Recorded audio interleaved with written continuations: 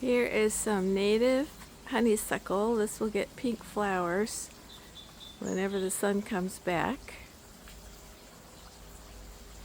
And these are new twinberry plants we just planted to replace some old non-native clematis that died from a harsh winter. These are deer ferns in the planter. Fuchsia baskets, we get those every year. That is a thimbleberry I stuck in the pot to contain it because those will just take over the whole yard otherwise. Another twinberry. This is Myanthemum, which is spreading nicely in the rocks. It gets little white flowers in the spring. These are nodding onion, and they get flowers at the top that look like little parasols. They're really pretty, and it comes back every spring in that pot, which is amazing to me. This is called Little Leaf Miner's Lettuce. It gets these really cute little pink flowers, and it has spread all over the ground, which I love. And we planted some strawberries on the back of the waterfall.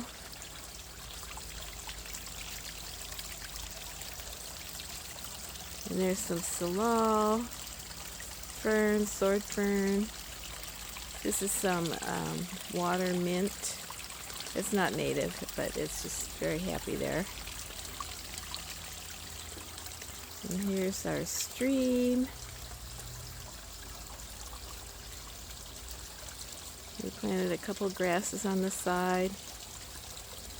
And there's some wapato that comes back every year. This is native. It grows from really nutritious bulbs in the ground that natives have eaten for centuries. And they're trying to restore wapato in the Northwest.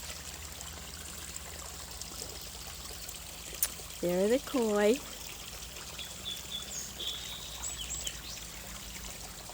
There's another fern, some huckleberries.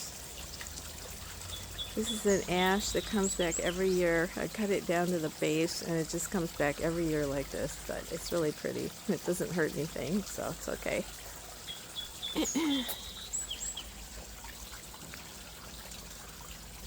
And we have some meadow rue, some native geum. It gets these little yellow flowers on top.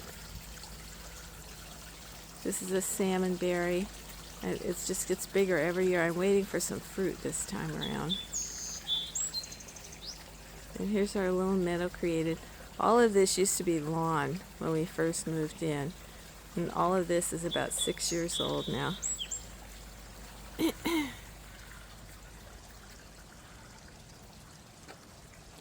So we've got some Douglas meadow foam, some orange monkey flower. Those will get orange flowers. Some streambank lupin, irises, regular big leaf lupin, more irises. These are beach daisies that get really pretty little purple daisy-shaped flowers all over them in the summer. And I just planted some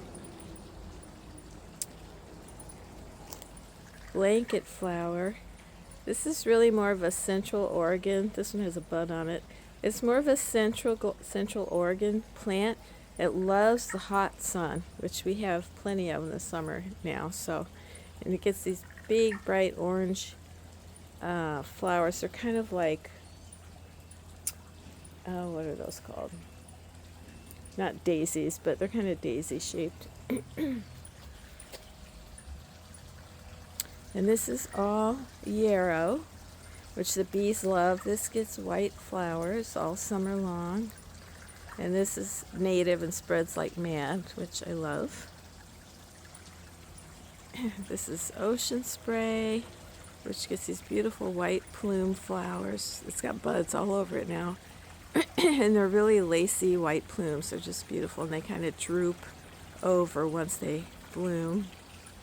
And in the corner we have twinberry, which is about 8 feet tall now. This was a 1-gallon plant when I bought it.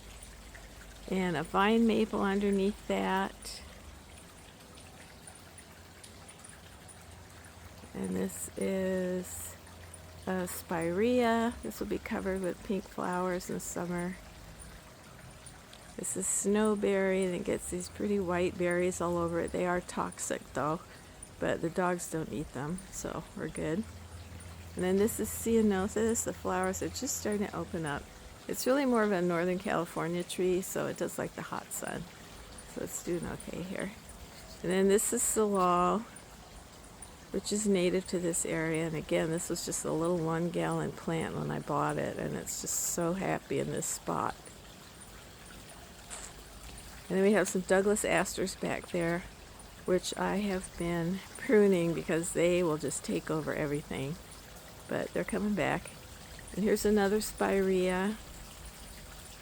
It's getting buds all over it. This will bloom pretty soon.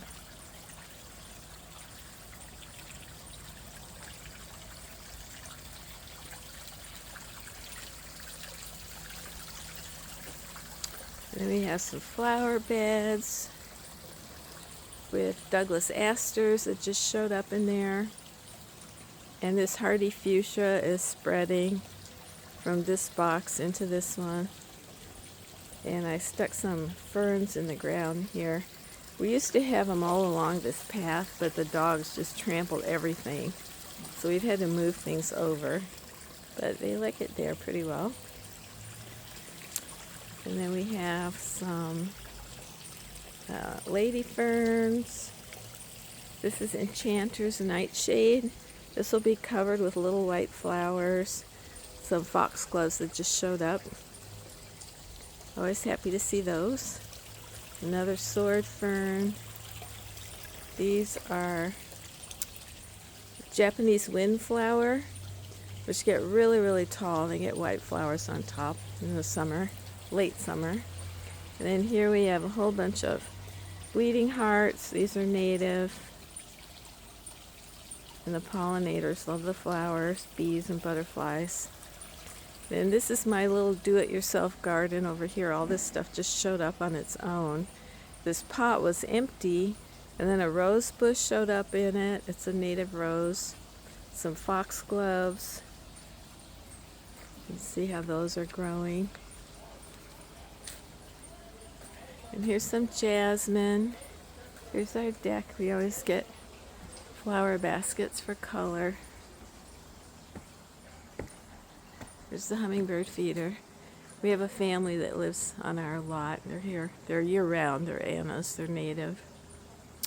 And then I bought some more flowers just for color. Most of these are not native, but this columbine is. And the hummingbirds just love these flowers. They love flowers that are tubular shaped like that. And then we have, this is a basket that I put together. These are native. There's native yellow monkey flower, and then there's also penstemon in there. Isn't blooming right now, but it gets really pretty purple flowers. So I put that together this year just to see how they would do. We have more geraniums, mixed geraniums, and then I tried this. I put these ferns in here from the other part of the house of the lot. And then I put this coleus in here just to see how they would do together. The ferns are just going wild.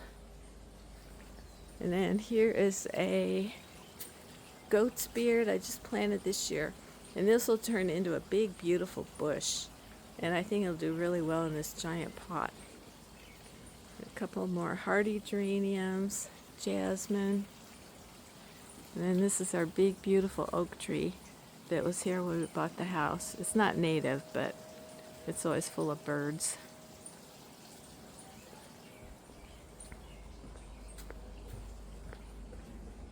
And here's some more honeysuckle we planted, which is doing really well in this spot. It gets enough morning sun to grow.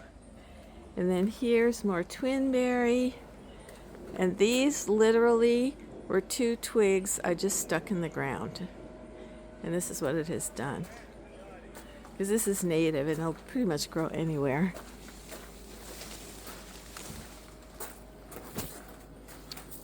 And then here are the buds and the flowers.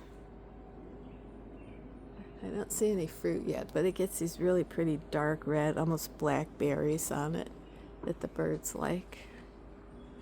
So that's just going gangbusters.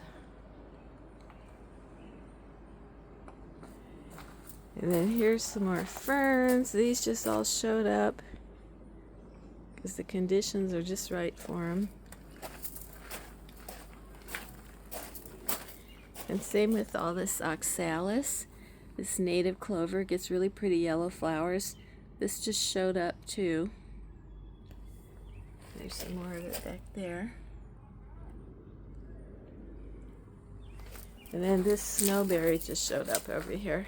There are a whole bunch of big ones on the other side of the fence, but this one just kind of crept underneath and started growing.